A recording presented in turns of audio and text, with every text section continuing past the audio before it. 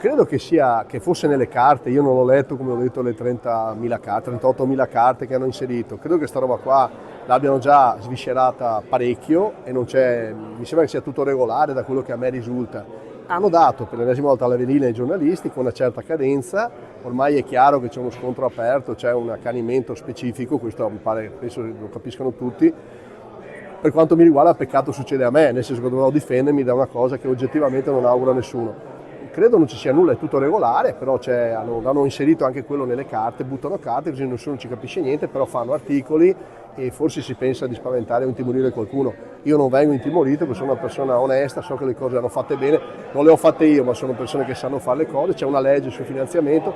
Una cosa appare evidente, che i soldi sono tutti miei, cioè questo è chiaro. Cioè non ho bisogno di niente, perché non penso neanche di aver bisogno di rubare se ho speso così tanto, ho lasciato i soldi, mi sono finanziato, almeno quello risulta immediatamente. Poi andremo a vedere con i nostri avvocati quello che stanno dicendo, roba, ma non mi sembra ci siano filoni aperti in più. Sono carte che hanno messo, ne vedremo altre, perché hanno preso tutto quello che c'era sulle scrivanie e hanno buttato tutto dentro.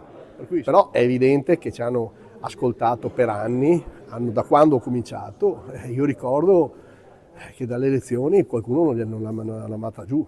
Questa cosa qua c'è qualcosa che non va bene, perché nessuno scrive il titolo del giornale, questi in qualcosa hanno fatto contro la legge, perché se io sono stato, cioè il magistrato che ti ascolta per un anno, 10 mesi, 13 giorni in più, a Morris non lo so, perché mi pare di capire che 6 anni che sei sempre stato sotto ascolto, è possibile che ci sia una giustizia del genere?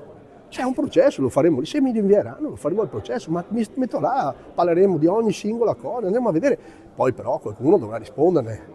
Ma dovrà risponderne però, perché una roba del genere non può passare. Stiamo parlando tanto della democrazia, della libertà. Scusate, oggi tocca a me, ma domani può capitare a chiunque.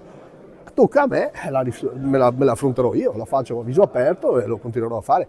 Ci faremo le stesse domande forse fra una settimana, 10 giorni, quando o ripartirà Report o ripartirà il domani. Ormai è chiaro che è un meccanismo. Io dico a tutti: non fatevi strumentalizzare, perché è pesante. Questi sono organizzati, è un'organizzazione.